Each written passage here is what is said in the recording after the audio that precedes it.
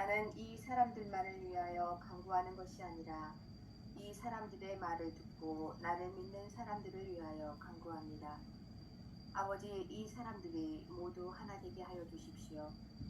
아버지께서 내 안에 계시고 내가 아버지 안에 있는 것과 같이 이 사람들도 우리 안에 있게 하여 주십시오. 그러면 아버지께서 나를 보내셨다는 것을 세상이 믿게 될 것입니다. 아버지께서 내게 주신 영광을 나도 그들에게 주었습니다. 그것이 아버지와 내가 하나인 것처럼 이 사람들도 하나가 되게 하려는 것입니다. 내가 이 사람들 안에 있고 아버지께서 내 안에 계신 것은 이 사람들을 완전히 하나가 되게 하려는 것입니다. 이것은 세상으로 하여금 아버지께서 나를 보내셨다는 것을 알게 하려는 것이며 또 아버지께서 나를 사랑하신 것처럼 이 사람들도 사랑하셨다는 것을 알게 하려는 것입니다.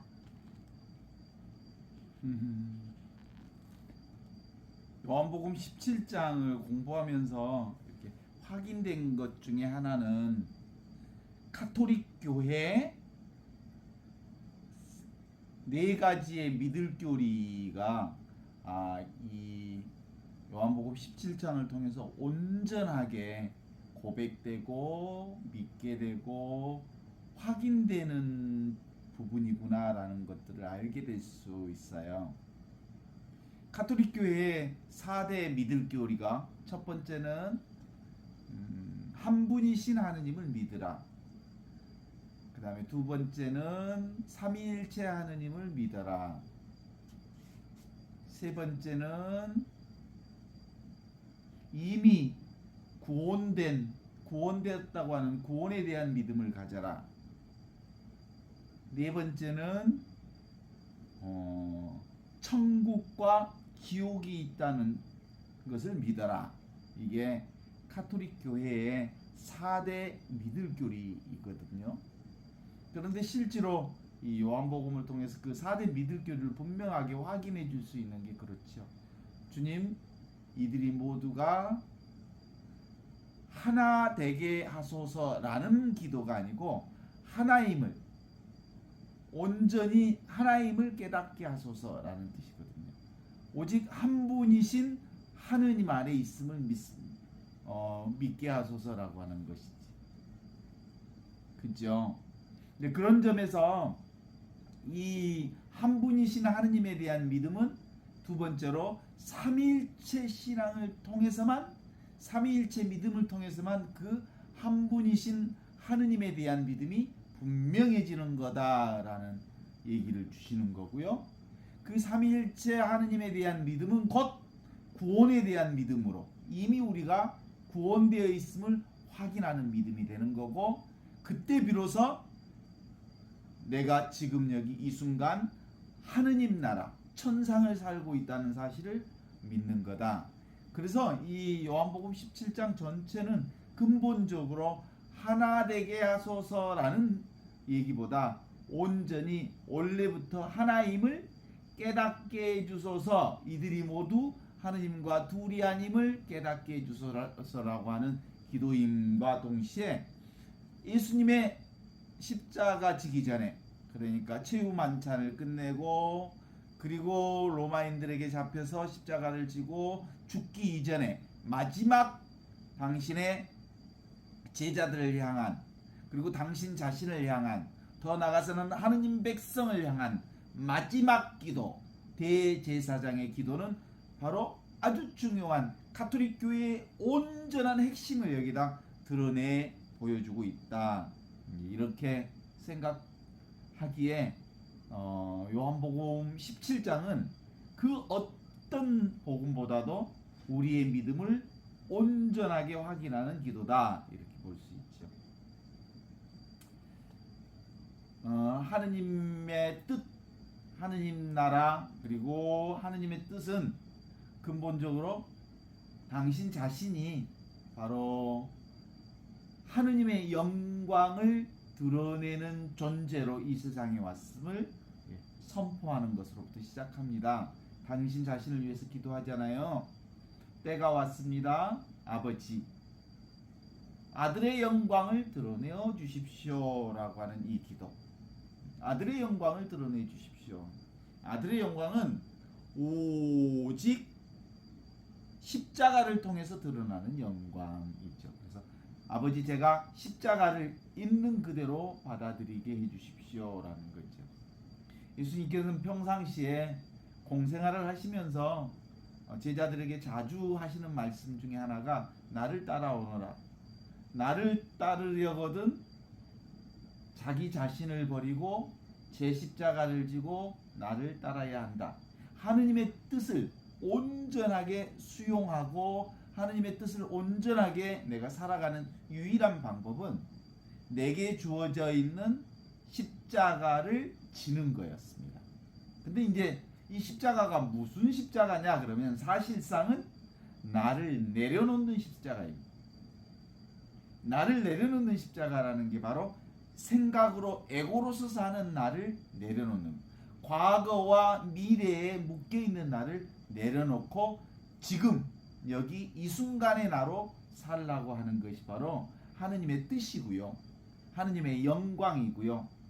그리고 내가 하느님의 이름으로, 예수님께서 우리를 위해서 하느님께 기도하시는 기도가 있죠.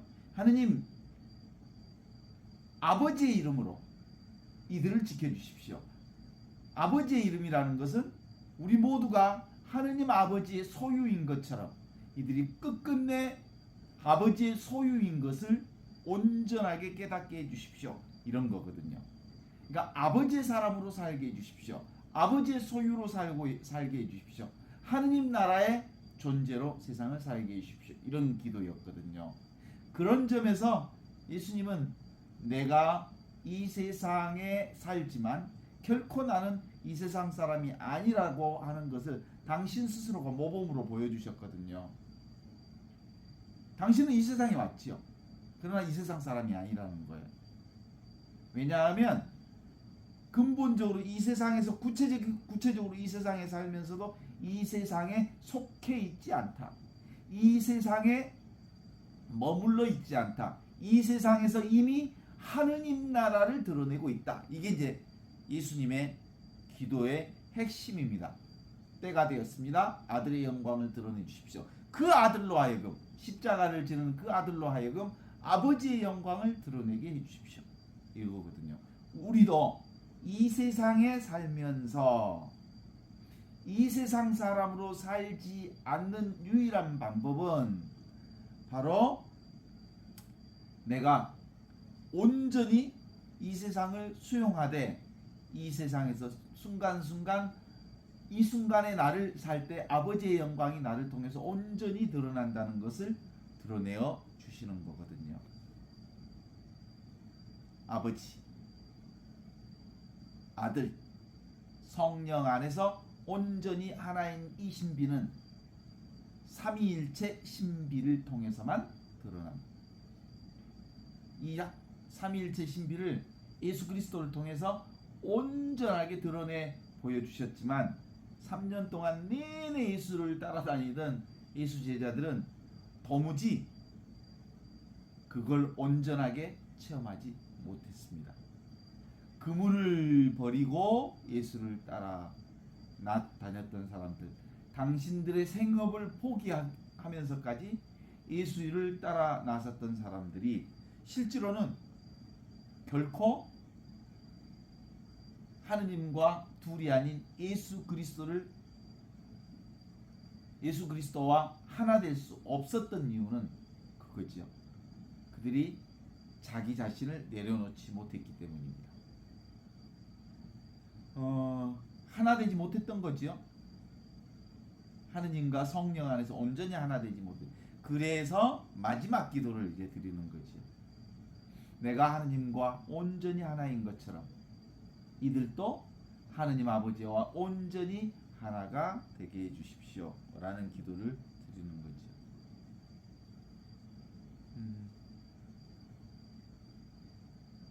부부가 둘이 결혼해서 살 때는 너무 좋아가지고 부부가 둘이 하나가 되기에 해달라고 기도하면서 사는데 살면 살수록 싸우지요. 그 사람의 그 모습이 너무 좋아서 결혼했는데 나와 다른 정말 멋진 모습을 가지고 있다고 생각해서 결혼했는데 그 다름이 이제 싸움의 동기가 되어서 맨날 싸우는 모습들을 보게 되죠. 사실은 다르다고 하는 것은 두 사람이 살아가는 매력이면서도 나중에는 그것이 지옥으로 끌고 가는 다름이 되는 경우도 있어요. 그것은 근본적으로 그 겉으로 하나인 것을 추구하는 것이기 때문이지요. 우리가 보통 이제 그런 얘기, 내가 아버지 안에 하나가 되고 아버지가 내 안에 하나가 되어서 내가 아버지 안에 하나인 것처럼 이 사람들도 내 안에 하나가 되게 해주십시오라고 하는 이 하나 되는 기도는 온전히 외형적으로 둘이 하나가 된다라는 의미가 아니죠.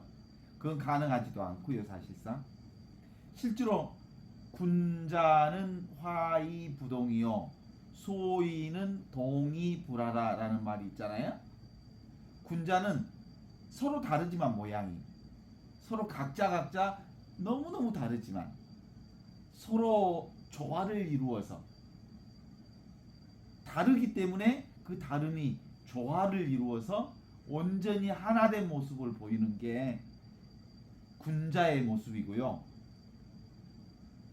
소인은 겉으로는 아주 예의도 바르고 인사도 잘하고 옷도 양복 까만 양복 딱딱 입고 있지만 사실은 속에는 서로 다른 생각을 가지고 있어서 겉으로는 같은 것 같은데 속으로는 동상이몽을 꿈꾸고 있는 사람들, 이들이 소인배들이지요.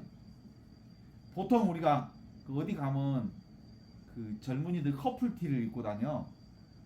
겉으로는 둘이가 그 유사한 같은 옷을 입어서 커플티를 입어서 보기 좋다 하지만 실제로 꼭 커플티를 입었다고 해서 그들이 한 마음을 가진 건 아니에요. 서로 다른 옷을 입어도 서로를 온전히 존중하고 서로를 온전히 서로 다름을 인정할 때 그들이 진정한 의미의 하나 되는 모습이라 볼 수 있는 것이죠. 차이를 존중하고 차이를 온전히 조화로 극복해내는 것, 이런 거란 말이죠. 이게 바로 우리 그리스도인들의 핵심 하나는 뭐라고 해요? 표층적인 일치를 구하는 게 아니고 심층적으로 하나임을 경험하는 종교. 그래서 사실은 진리를 추구하는 종교는 근본적으로 심층적으로 하나인 진리를 알아차리는 거거든요. 그래서 모두가 진리 안에 하나가 되게 해주십시오. 그래서 근본적 종교는 진리 체계를 통해서 하나임을 경험하는 거라고 볼 수 있어요. 요한복음 15장에 나오는 말씀을 다시 한번 기억할 수 있죠. 요한복음 15장에 이렇게 나오죠. 사랑으로 하나게 되게 해주십시오 하면서 내가 아버지의 계명을 지켜 내 사랑 안에 머물러 있듯이 너희도 내 계명을 지키면 내 사랑 안에 머물러 있게 된다. 근본적으로 하느님의 뜻을 실천하는 것이 바로 하나 되는 것이죠. 예수님이 사실은 어린 시절도 기억해. 어린 시절에 예수님이 잃어버렸거든요. 루카복음에 나오죠. 그랬더니 예수님이 성전에서 사람들과 대화를 하고 있었을 때예요. 그때 예수님의 제자들이 와서 어머니와 형제들이 기다리고 있습니다 라고 얘기를 했더니 예수님이 뭐라고 얘기하셨어요? 누가 내 형제이며 나의 자매인가? 오직 하느님의 뜻을 실천하고 하느님의 아들 딸로 사는 것이야말로 바로 하느님 안에 한 형제 자매인 거다라고 말씀한 것처럼 실제로 우리에게 있어서의 형제 자매는 다른 의미가 아니에요. 육체적 형제 자매를 뜻하는 게 아니고 보이지 않는 하느님 안에 이 심층적 진리, 원래 늘 항상 함께 가지고 있는 이것으로 사는 게 형제 자매인 거야. 누구나 가지고 있는 것, 언제나 가지고 있는 것, 모두에게 함께 공유하는 것. 그게 바로 이 순간의 나로 사는 것. 그때 비로소 형제 자매가 되는 거야. 생각으로 살면 아주 다르잖아. 그렇죠? 생각으로는 너무너무 다르죠. 그렇지만 뭘로 같아? 이 순간의 나를 경험하는 그것.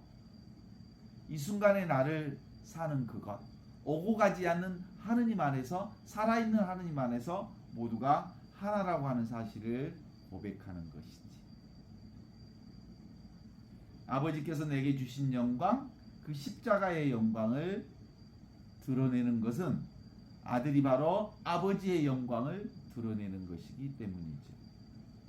나를 따르려는 사람들은 모두 다 제 십자가를 지고 나를 따라야 한다라는 이 말씀이 우리 안에서 온전히 이루어지려면 생각의 나로 사는 에고를 내려놓고 이 순간의 나로 사는 삶이 내 안에 분명해져야 바로 아버지의 제자가 되는 것이지.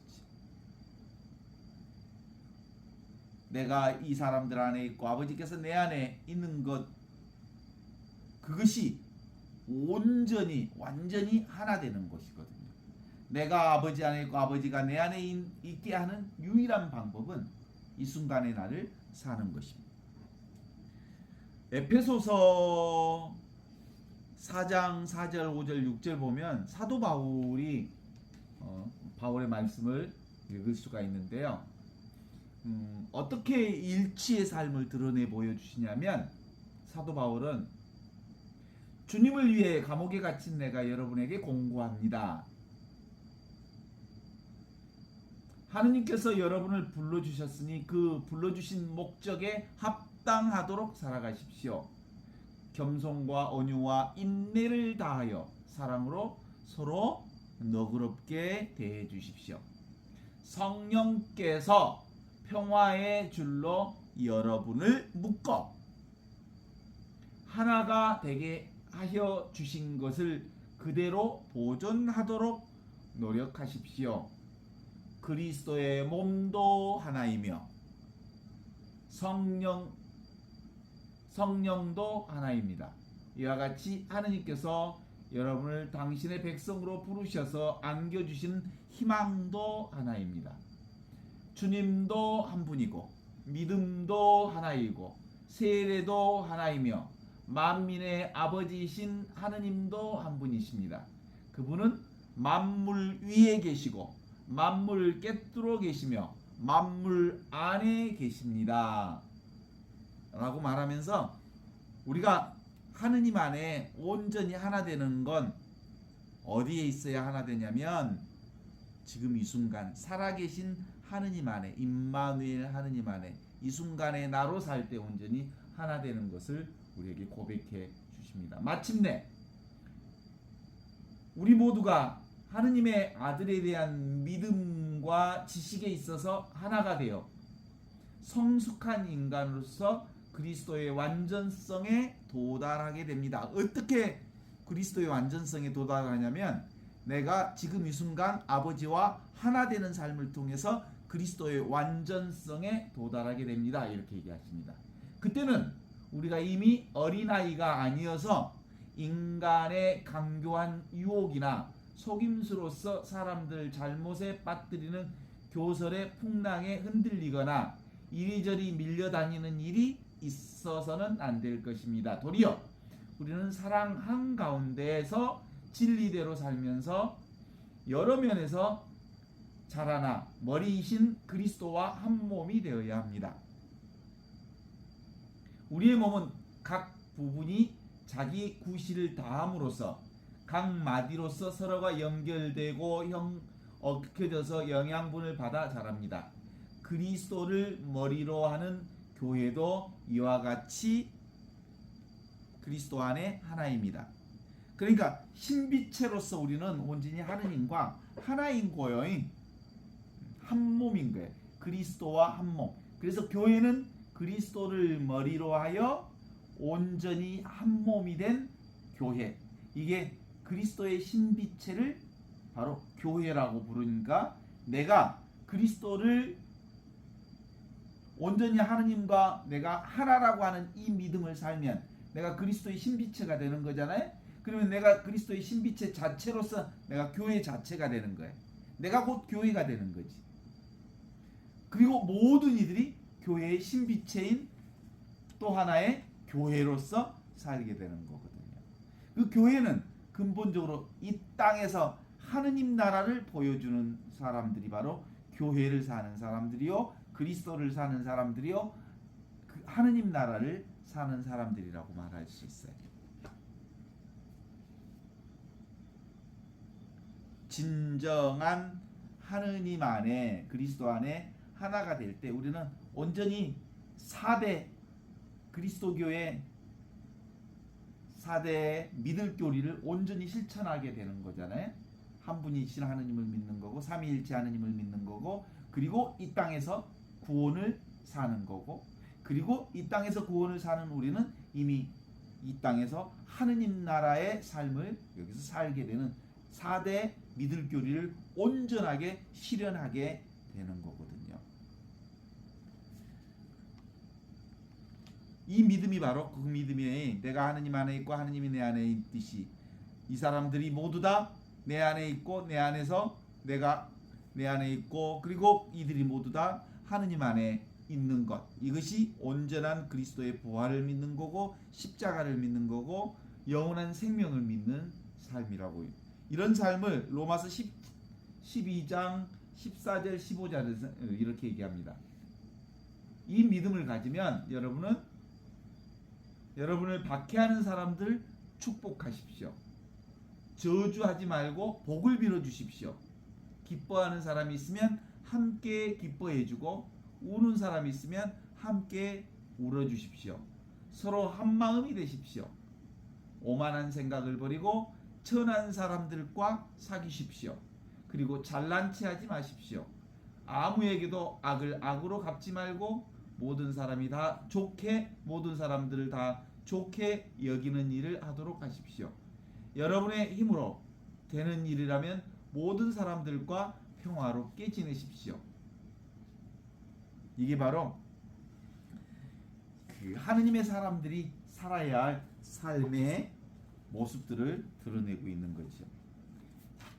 이렇게 내가 온전히 하느님 안에 하나라는 사실을 깨닫는 것, 지금 눈앞에 이것, 이 순간에 나로 사는 것이 바로 하느님의 생명으로 살고 있다는 것을 깨닫는 것, 그것이 바로 깨어남입니다. 그래서 근본적으로 우리 예수 그리스도의 복음은 이미 있는 하느님 나라를 우리에게 선포해 주신 복음이죠. 이 체험이 분명해져 버리면 우리 안에 온전한 짐을 다 덜어낼 수 있어요. 수고하고 무거운 짐을 진 사람들은 다 내게로 오라. 이때 말하는 수고하고 무거운 짐은 무엇 때문에 만들어진 짐이에요? 과거와 미래의 생각으로 사는 사람들은 다 나에게로 오십시오. 내가 당신들을 편히 쉬게 해드리겠습니다. 내 멍에는 편하고 내 짐은 가볍습니다. 그러니 내 멍에를 메고 나에게서 배우십시오. 라고 말하는 그 예수 그리스도의 멍에는 지금 이 순간에 나로 사십시오. 살아계신 하느님, 그분이 지금 여기 이 순간에 나로 생생하게 살아계시기에 이 순간에 나를 사는 것, 그게 바로 수고하고 멍에를 지고 허덕이며 헐떡거리는 사람들을 부르신 예수 그리스도시죠. 그 이제 복음 말씀이 근본적으로 제자들을 부를 때는 나를 따라오너라. 나를 따라오려는 사람들은 모두 다 자기 자신을 버리고 제 십자가를 지고 나를 따라야 한다. 그때 말하는 내가 버려야 할 십자가는 에고라고 하는 십자가를 버리는 거예요. 내 생각을 버리는 거죠. 내 생각이라고 하는 것은 과거나 미래의 걱정으로부터 나를 온전히 내려놓는 거죠. 그래서 지금 이 순간 살아계신, 생생하게 살아계신 임마누엘 하느님으로 사는 것, 그것이 바로 예수 제자들이 살아야 할 십자가의 길이었던 거거든요. 근본적으로 우리가 신앙을 하면 우리가 신앙생활을 통해서 어떤 특별한 체험들을 하는 것을 어떤 환상으로 가지고 있어요. 예를 들면 그리스도를 믿으면 부자가 된다든가 건강해진다든가 특별한 어떤 상황들을 만들 수 있을 거라고 생각하지만 실제로 그런 게 아니에요. 없는 것은 내 살림이 아니잖아요. 진짜 살림은 원래부터 있던 살림, 그게 진짜 복음이야. 아무리 훌륭한 그리고 기가 막힌 것이어도 밖에서 들어온 것은 진짜 내 보물이 아니야. 진짜 보물은 늘 있는 보물, 항상 있는 보물, 언제나 있는 보물, 누구에게나 있는 보물을 우리는 예수 그리스도를 통해서 우리에게 전해주신 복음이라고 말할 수 있고, 그 복음이 바로 보물을 발견하는 복음이지요. 그래서 이미 원래부터 있던 나를 깨닫는 것, 그게 뭐예요? 내 본질을 깨닫는 거예요. 진정한 깨달음이라고 하는 건 그런 의미에서 자기 본질에 대한 것을 발견하는 것이죠. 원래부터 있던 바로 이것을 발견하는 거예요.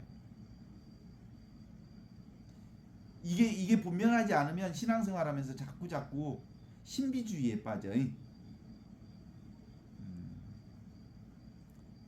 그래서 내가 이 신앙을 통해서 누군가보다 더 영적으로 우월하다고 생각하는 것도 사실은 영적 물질주의에 가까운 거예요.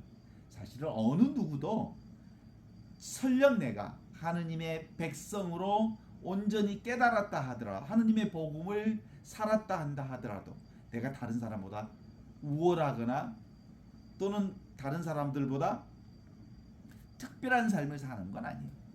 나는 아무리 하느님의 아들로 온전하게 깨달아도, 사제서품을 받아도, 주교서품을 받아도 그 누구와 똑같은 존재로, 하느님의 존재로 사는 거야.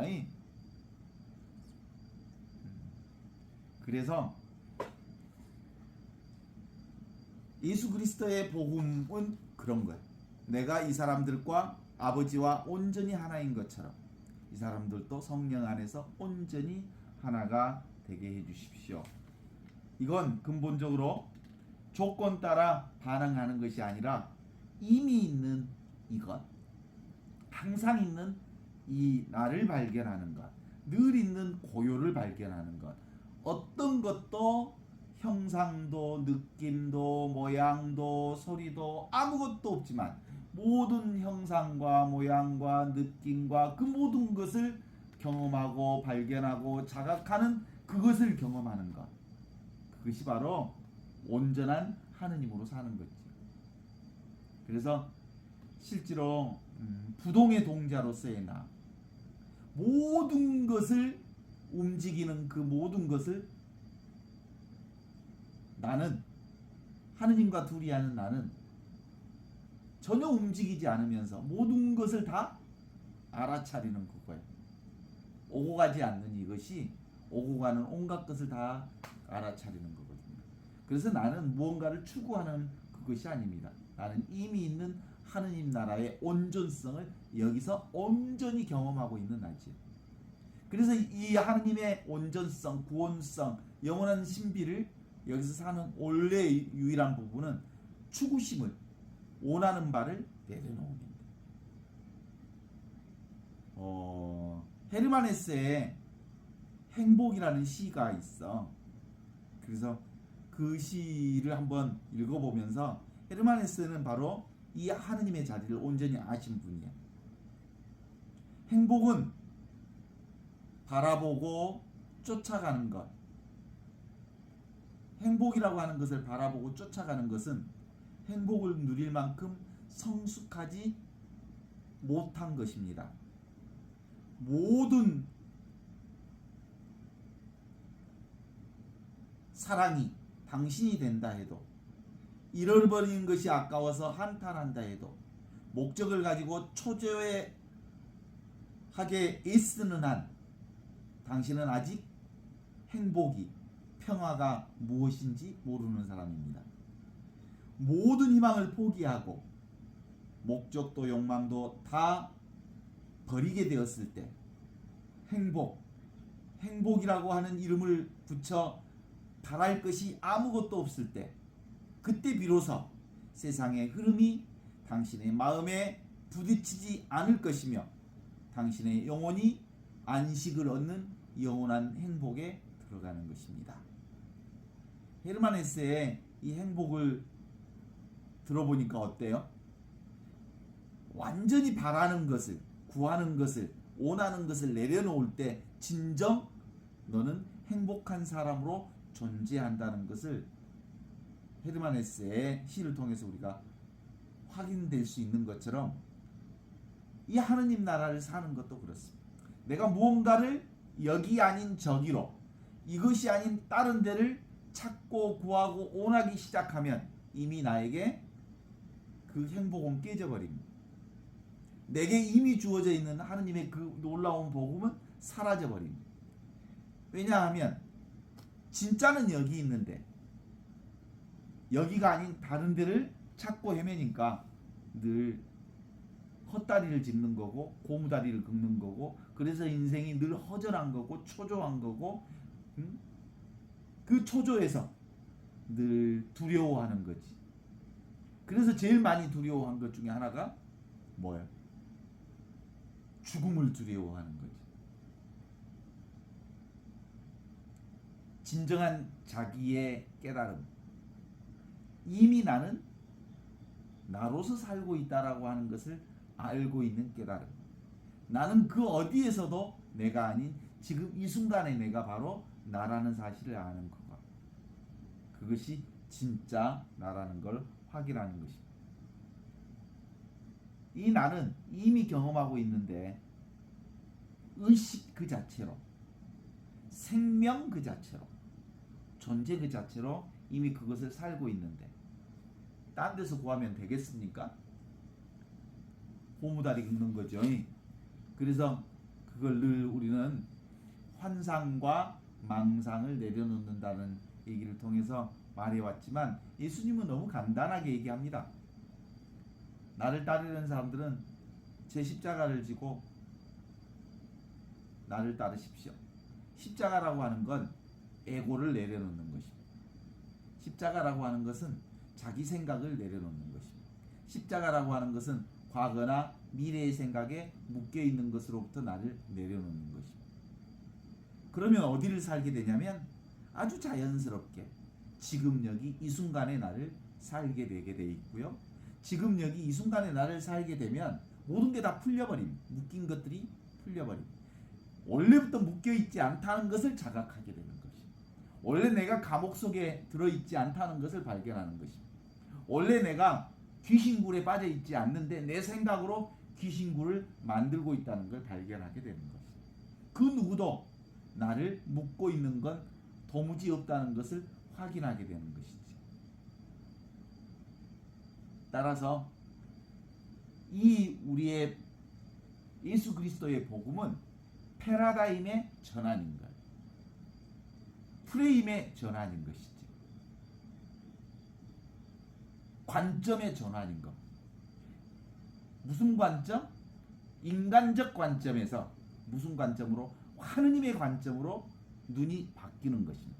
상대적 세상을 바라보는 관점에서 절대적 하느님 관점으로 바뀌는 것입니다.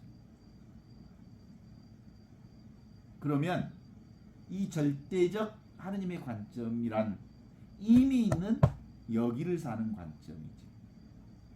따로 보지 않아도 이미 내가 그 자리를 살고 있고 그것을 느끼고 있고 그것 안에 살아가고 있는 걸 아는 거죠. 그래서 우리는 그 누가 뭐라 해도 하느님의 사랑 속에, 하느님의 은총 속에, 하느님의 품 속에 온전하게 하느님과 둘이 아닌 삶을 지금 여기서 살고 있음을 자각하는 그 순간 우리는 인간적인 모든 관점을 내려놓을 수 있습니다. 이게 이 관점의 변화가 없으면 우리는 계속해서 무슨 눈에 보이는 경계 대상을 찾아다니죠. 그래서 화려하고 좀 더 화끈하고 좀 더 이것과 저것을 비교해서 비교 우위를 창출하기 위해 애쓰는 일을 합니다. 신앙도 그런 방식으로 찾아 나서지요. 나주의 성모상이 그렇게 유명하잖아요. 눈물을 흘리는 성모상. 그 어디에 문제가 있어요?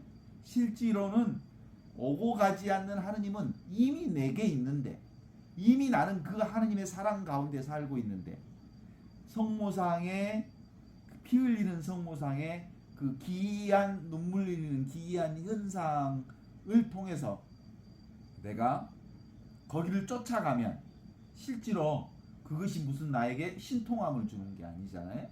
정말 성모상에 피 흘리는 성모상이 사실이라 하더라도 그걸 통해서 성모상이 지시하는 것은 가리키는 건 뭐예요?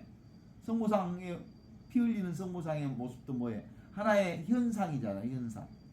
그 현상이 가리키는 것은 물을 가리키는 거지. 결이 물을 가리키는 것과 같은 거지. 늘 변함없는 이것을 확인했다면 그것이 그렇게 기이한 현상이 나를 하느님의 은총 가운데로 불러주는 그거라고 한다면 그렇게 이상한 행동을 하지 않았을 거예요.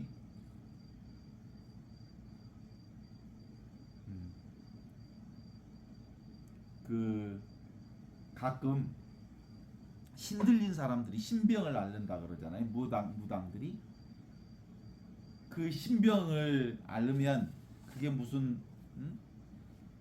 빙의 무슨 뭐 귀신이 붙어가지고 귀신이 그를 붙잡고 있다고 그래서 신병을 앓는다고 그러는 거죠. 그것도 다 생각이 만들어낸 현상들이죠.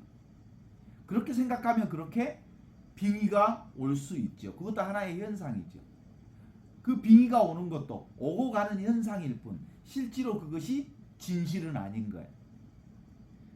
그리고 무당들이 말하는 신들렸다고 하는 그 모든 것들도 사실상 오고 가는 현상들이잖아요. 그래서 무당들도 신기가 셌다가 어느 때는 신기가 떨어지기도 하고 그래. 오고 가는 것이요 그것이. 실제로 그들은 그 어떤 기이한 현상을 봐. 그러나 그것이 진리는 아니지. 진리라고 하는 것은 하느님이라고 하는 것은 늘 항상 있는 것, 언제나 있는 것, 나를 떠나 있지 않는 것, 여기를 떠나 있지 않는 것, 이 순간을 떠나 있지 않는 것, 그것이야말로 정말 영원한 생명이요 하느님의 그 놀라운 생명 그 자체를 얘기하는 거거든요. 그걸 우리는 뭐라고 하냐면 모든 것을 경험하는 내적 공간이라고 그래. 아 이거구나. 깨어난 사람들은 그래서 겉으로 드러나는 현상에 여기서 기적이 일어났다고 하고 여기서 무슨 십자가가 막 나타났다고 해도 그것에 휘둘리지 않아. 늘 있는 이것에 바탕을 두고 있기 때문에 그 어디에도 추구심을 가지지 않습니다. 그래서 쉬어져. 그래서 편안해져. 90% 추구심이 사라져서 90% 완전히 사람들이 추구심이 사라지는 것 사실 있을 수는 없어. 그죠? 뭔가 원하고 구하는 방법이 있기는 하지만 점점 원하는 방식들이 사라져. 이게 진정한 행복이에요. 어떻습니까? 그래. 근본적으로 이렇게 하느님을 안 사람들은 예수님이 그렇게 얘기하실 거예요. 내가 아버지 안에 하나인 것처럼 이들도 모두가 아버지 안에 하나가 되게 해주십시오. 그러면 우리는 예수님은 온전히 하느님과 온전한 하나인 것이었지만 우리는 예수님보다는 늘 못하다고 생각하죠? 그런 거 없어. 예수님이 그런 것처럼 우리도 온전하게 100% 하느님 안에 하나로 사는 거예요. 청출어람이라고 하는 거 아시죠? 그죠? 제자가 스승을 이긴다. 제자의 그 깨달음이 스승보다 훨씬 낫다. 이런 얘기는 들어야 될 거 아니에요. 예수님이 우리 보고 오이구 너희들이 내 믿음보다 훨씬 낫다 그래야 되지 않나? 근데 우리는 늘 예수님 앞에 쫄아.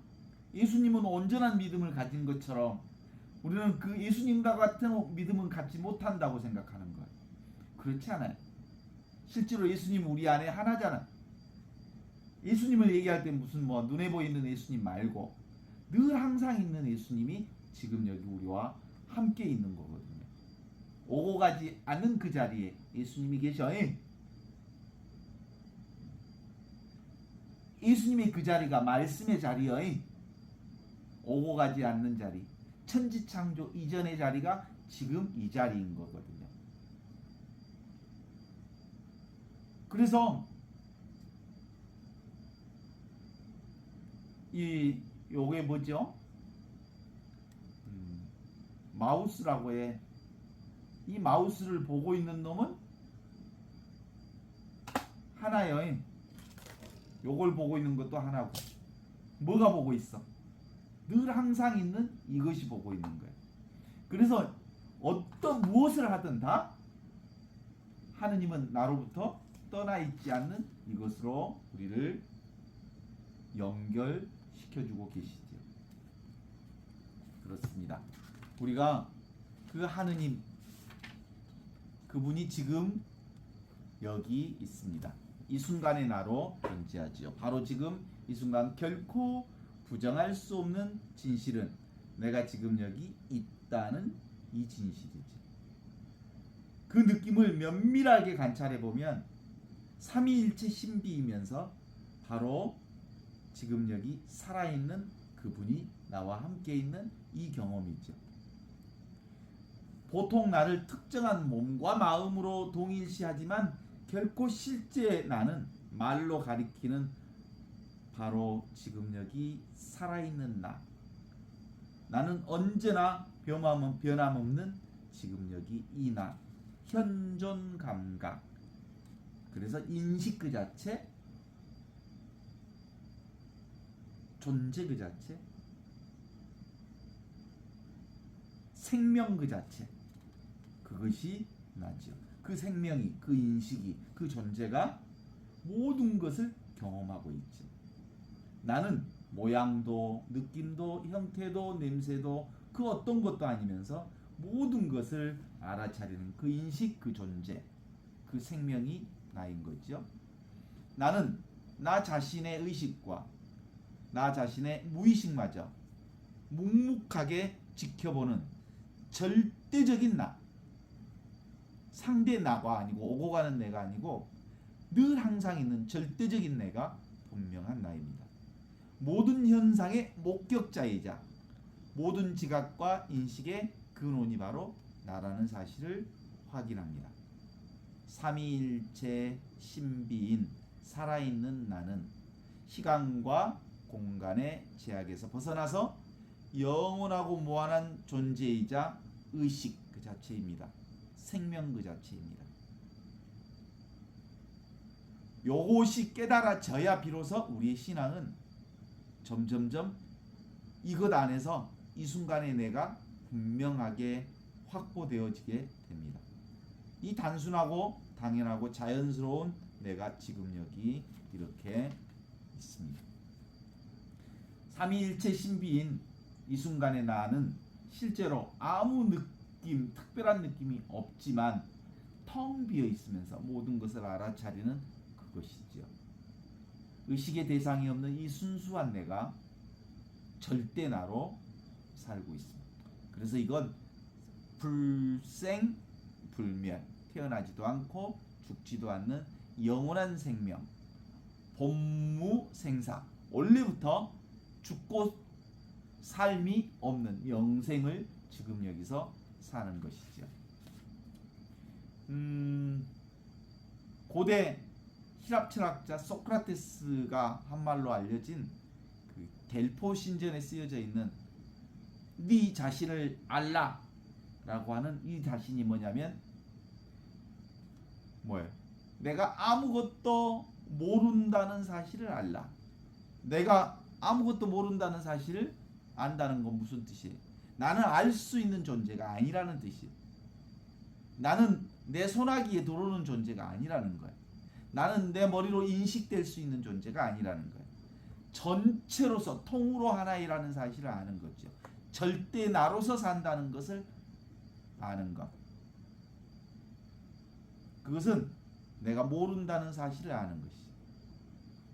내가 모를 수밖에 없죠. 전체의 나를 내가 어떻게 알아? 그런데 너무 분명하게 존재하죠. 나는 알고 있는 것은 도대체, 내가 알고 있는 것은 도대체 뭔가? 내가 알고 있는 것은 모두 나 자신이 아닌 것만 알고 있습니다. 나는 대상에 대해서만 알 수 있습니다. 모든 대상을 알고 있는 나 자신만은 내가 알 수 없습니다. 내가 나 자신을 상대할 수 없기 때문입니다. 나는 절대이기에 상대 나를 경험할 수 없습니다. 이제껏 내가 나 자신을 알고 있었던 것은 결국 나 자신이 아니었던 거야. 나의 몸과 나의 생각은 내가 만질 수도 있고 내가 볼 수도 있는 이 몸은 내가 아닌 거죠. 그러면서 이 나를 포함해서 전체가 나인 거죠. 내가 아는 나 자신은 내가 아닙니다. 나 자신은 결코 나에게 알려질 수 없습니다. 나 자신이 나 자신을 안다는 것은 나 자신이 둘이라는 것을 전제해야 됩니다. 그런데 나는 둘이 아니기 때문에 알 수 없습니다. 그래서 예수님께서는 이들이 모두 원래부터 하나라는 것을 깨닫게 해주십시오. 내가 아버지 안에 있고 아버지가 내 안에 있는 것처럼 이들도 아버지 안에 온전히 하나인 것을 깨닫게 해주십시오 라는 기도는 그런 거죠. 안다라고 하는 것, 알미라고 하는 것은 늘 아는 자와 알려지는 대상이 있습니다. 주관과 객관 사이에 벌어지는 움직임이 알미라고 할 수 있죠. 나는 내 앞에 놓여 있는 컵은 알 수 있습니다. 나와 컵은 주관과 객관으로 나누어져 있기 때문이죠. 그런데 내 자신이 주관과 객관으로 나누어질 수 없잖아요. 나는 둘이 될 수 없습니다. 나는 오직 나일 뿐입니다. 그래서 무슨 일을 하든 나는 내 일을 하는 거고, 나는 무슨 것을 경험하든 나를 경험하는 거고, 내가 무슨 소리를 듣든 나는 내 소리를 듣는 거고, 나는 무엇을 하든 이 나를 경험하는 거지. 그 나를 알라. 이 말은 이제껏 나 자신이 아닌 다른 것들에 쏠려 있었던 주의를 이제 나 자신에게 돌아가게 하는 거지. 회개하라. 하느님 나라가 가까웠다. 회개하고 복음을 믿어라 라는 말은, 회개한다는 것은 근본적으로 나 아닌 다른 것을, 그래서 생각으로 사는 것을, 둘로 보는 것을 이제 지금 여기 이 순간의 나로 살라라고 하는 것이지.